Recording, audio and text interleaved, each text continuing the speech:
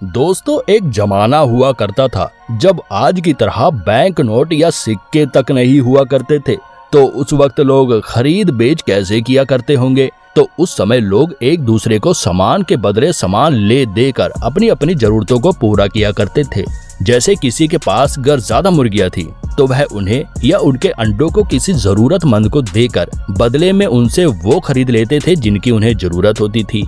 जैसे एक पशु के बदले कितना अनाज या वस्तु मिलेगा, उसका आकलन दोनों की जरूरतों के हिसाब से होता था। फिर इसके बाद जब अंग्रेज भारत में आए तो उन्होंने इस सिस्टम को देखा तो उनके मन में विचार आया कि इसे हटाकर एक ऐसी व्यवस्था बनानी चाहिए जिससे इस सिस्टम को एक विस्तृत व कानूनी रूप दिया जा सके और इस पूरे सिस्टम को अपने कंट्रोल में करके इसे एक व्यवस्थित तरीके से चलाया जा सके। तो दोस्तों, इस तरह सन 1770 में भारत के कलकत्ता में सबसे पहला बैंक बना, बैंक ऑफ हिंदुस्तान। और इसके बाद से धातु से बने सिक्कों का चलन भी धीरे धीरे अंग्रेजों द्वारा खत्म कर दिया गया और उसकी जगह कागज के नोट चलन में लाए जाने लगे। हालांकि इसके बाद वक्त के साथ साथ और भी कई सरकारी और प्राइवेट बैंक वजूद में आए। बस यहीं से शुरू हुआ भारत में बैंकिंग सिस्टम। लेकिन आगे चलकर जब बहुत सी दिक्कतें आने लगी तो सरकार ने सभी बैंकों पर लगाम लगाने और भारतीय नोट छापने जैसे कई कामों के लिए अलग से ही एक स्टैट्यूटरी बॉडी का निर्माण करना चाहा, जिसका नाम था आरबीआई। यहीं से संविधान में एक कानून पास कर गठन किया गया आरबीआई का,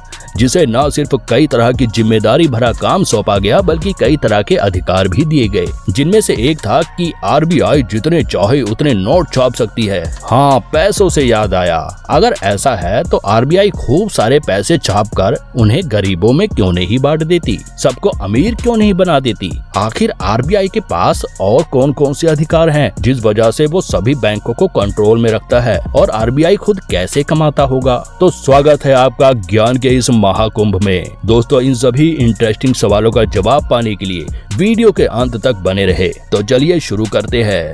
दोस्तों, आरबीआई का पूरा नाम है रिजर्व बैंक ऑफ इंडिया। इसकी स्थापना भारतीय रिजर्व बैंक अधिनियम 1934 के प्रावधानों के अनुसार 1 अप्रैल 1935 में की गई थी। आरबीआई का हेडक्वार्टर यानी केंद्रीय कार्यालय मुंबई में है और यहीं से आरबीआई का गवर्नर बैठकर भारत के सभी बैंकों को रेगुलेट करने के लिए नीतियां निर्धारित करता रहता है। इसलिए दोस्तों, इसे बैंकों का बैंक भी कहा जाता है। सिर्फ नोट छापना ही नहीं, इसके अलावा और भी कई काम होते हैं आरबीआई के, जैसे करेंसी नोट जारी करना, मॉनेटरी पॉलिसी को लागू करना, जरूरत पड़ने पर बैंक को और सरकार को लोन देना, सरकार की फॉरेन एक्सचेंज में मदद करना। इसके अलावा आरबीआई अपने चमत्कारी टूल जैसे repo rate, cash reserve ratio और स्टैट्यूटरी लिक्विडिटी रेशो की मदद से इकोनॉमी में फाइनेंशियल लिक्विडिटी को कम या ज्यादा करने और अर्थव्यवस्था में संतुलन बनाए रखने से लेकर भारत में बढ़ती महंगाई को कंट्रोल करने का काम करती है। भले ही भारतीय मुद्रा को छापने और उनका आवंटन करने का अधिकार सिर्फ आरबीआई के हाथों में है, लेकिन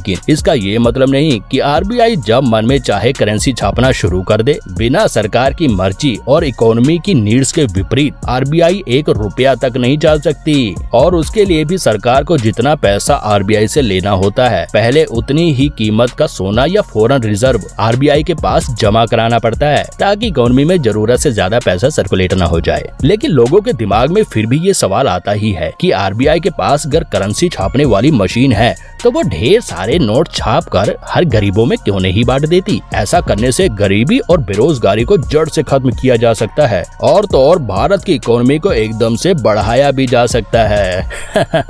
ना मुन्ना ना, ऐसा बिल्कुल नहीं है। यदि ऐसा होता तो आरबीआई ये काम कब का कर चुकी होती। तो फिर आरबीआई ऐसा क्यों नहीं कर रही? तो इसका जवाब है इन्फ्लेशन, यानी महंगाई आसमान छूने लगेगी और भारत की अर्थव्यवस्था पूरी तरह चरमरा जाएगी। क्योंकि आप खुद सोचो, हर इंसान क्यों इतनी भागदौड़ कर रहा है? अरे किस लिए इतनी मेहनत कर रहा है?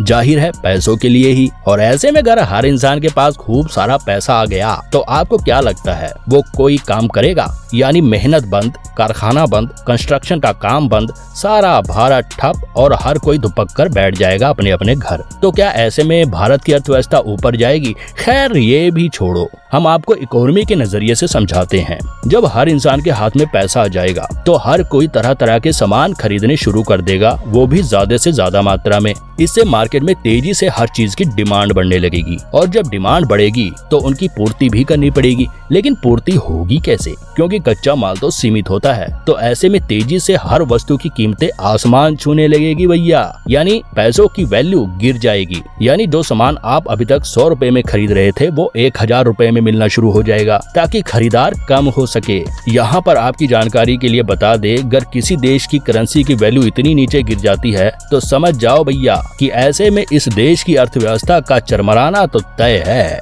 हम ये सब यूं ही नहीं बोल रहे, बल्कि इसके जीते जागते सबूत भी धरती पर मौजूद हैं, और वो है जर्मनी और जिम्बाब्वे।